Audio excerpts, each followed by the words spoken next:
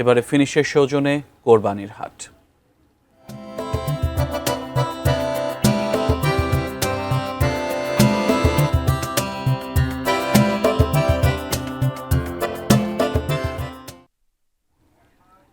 কোরবানিকে সামনে রেখে উত্তরাঞ্চলের অন্যতম বৃহৎ পশুর হাট নাটোরের তেবাড়িয়া হাট সহ জেলার বিভিন্ন পশুর হাটে বাড়তে শুরু করেছে গরু ছাগলের আমদানি।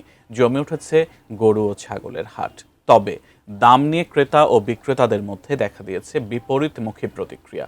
নাটোরের শহরের তেবাড়িয়া হাট থেকে বিস্তারিত জানিয়েছেন আমাদের প্রতিনিধি বোরহান উদ্দিন বনি। সামনে রেখে জমতে শুরু করছে নাটোরের পশুর হাট। দাম নিয়ে ক্রেতা বিক্রেতার ভিন্ন মতামত রয়েছে। আর মাত্র কয়েকদিন পর পবিত্র ঈদুল আজহা। উত্তরাঞ্চল 200 বছরের অন্যতম বৃহৎ কুরবানি পশুর হাট নাটোরের তেবাড়িয়া হাট। এছাড়া জেলার সিংড়া, মৌখাড়া, গোপালপুর, গুরদাসপুর, গুনাইখাড়া ও করটা সহ অন্তত 12টি স্থায়ী ও 14টি অস্থায়ী ছোট বড় পশুর হাট শুরু হয়েছে ঈদকেন্দ্রিক বেচাকিনা। কোরবানির যত ঘনিয়ে আসছে ততই হাটগুলোতে বাড়ছে ক্রেতা বিক্রেতার উপস্থিতি। হাটে দেশি ও গরু ও ছাগলের আমদানি বেশি। খামারিদের পাশাপাশি স্থানীয় কৃষকরাও নিয়ে এসেছেন লালন পালন করা গরু।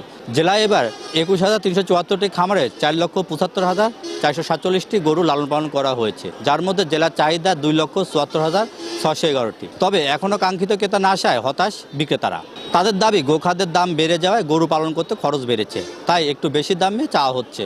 অন্যদিকে ক্রেতাদের অভিযোগ গতবারের তুলনায় এবার গরুর দাম অনেক বেশি। তারপর ধর্মীয় দায়িত্ব পালনের জন্য হাটে ঘুরে ঘুরে গরু দেখছেন তারা। পছন্দ সাধ্যের মধ্যে হলে কিনে নিচ্ছেন কোরবানির পশু। হাটে জাল নোট প্রতিরোধ বিভিন্ন ব্যাংকের পক্ষ থেকে বসানো হয়েছে জাল শনাক্তকরণ বুথ।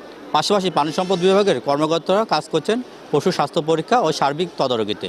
আইন শৃঙ্খলা পরিস্থিতি স্বাভাবিক রাখতে প্রশাসন, পুলিশ ও হাট কমিটির ভলেন্টিয়ার মাঠে কাজ করছেন। হাটের ইজারাদার জানান, ঈদকে সামনে রেখে ব্যাপক সংখ্যক ব্যবসায়ী ও কৃষক হাটে আসছেন। তাদের নিরাপত্তা নিশ্চিত করতে হাট কমিটির পক্ষ থেকে ভলেন্টিয়ার নিয়োগ দেওয়া হয়েছে। প্রশাসন সহযোগিতা করছে।